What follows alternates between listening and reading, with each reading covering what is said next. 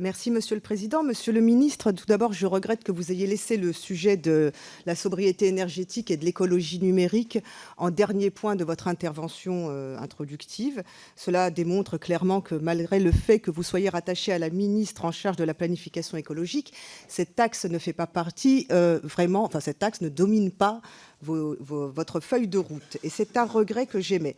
Toutefois, en juillet dernier, vous avez lancé un groupe de travail numérique et télécom. Vous aviez comme objectif que les acteurs du secteur s'engagent dans la sobriété énergétique avec une réduction de 10% de la consommation énergétique d'ici 2 ans. Je rappelle que le numérique, c'est 12% de la consommation électrique, c'est 3% de la consommation d'énergie finale, c'est 3,5% des gaz à effet de serre, soit plus que le trafic aérien. Donc, on sait aussi qu'entre 2017 et 2025, la consommation énergétique du numérique aura doublé. Donc, les 10% que vous planifiez sur 2 ans pour la réduction de la consommation énergétique, vous m'excuserez de le dire, mais ils apparaissent bien dérisoires et c'est dommage quand on voit l'ampleur de l'augmentation et que les mesures et les effets d'annonce du type Orange va éteindre la lumière dans ses boutiques 30 minutes après la fermeture apparaît vraiment comme un pis-aller. Je vous le dis, Monsieur le Ministre, ne tombez pas dans l'inaction climatique et ne cédez pas à la facilité. Il y a des enjeux tels et il y a tellement à faire dans ce domaine. Faites-en vraiment un axe majeur et même un axe directif de votre feuille de route. Je vous cite quelques exemples parce que nous pouvons y contribuer. La limitation de l'essor de l'Internet des objets ou encore la nécessité de contenir la croissance du parc d'équipements. Vous l'avez évoqué rapidement sur le reconditionnement. Je ne vois pas non plus dans votre feuille de route, et ça je trouve ça très dommage, le manque d'optimisation du taux d'utilisation d'équipements des data centers.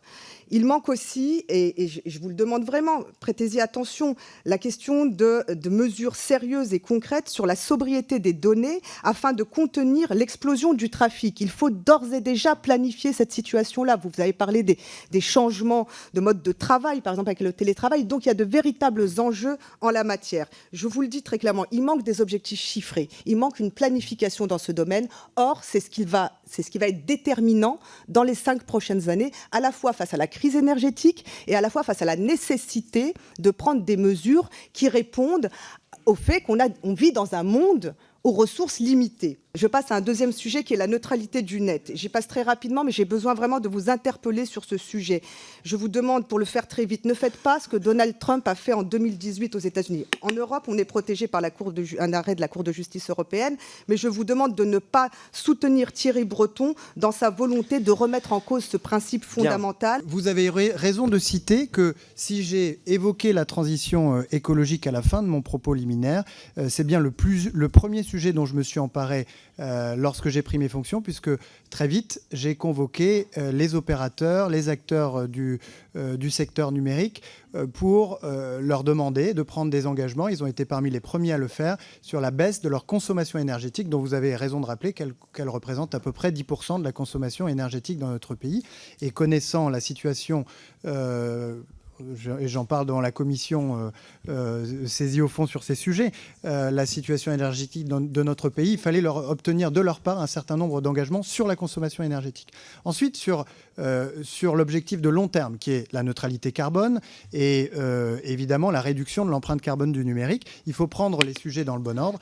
Et le premier, c'est celui du reconditionnement et des terminaux, puisque ça représente 80% de l'empreinte. C'est ensuite 15% pour les data centers, qui sont aussi un sujet de préoccupation, et 5% ensuite pour les usages. C'est un point très important. Le commissaire Thierry Breton porte un projet de péage, en réalité, qui s'imposerait aux 5 éditeurs de contenu qui occupent à peu près 55% de la bande passante aujourd'hui sur nos réseaux, et que sont Netflix, Disney, etc. Et donc là, il y a un débat.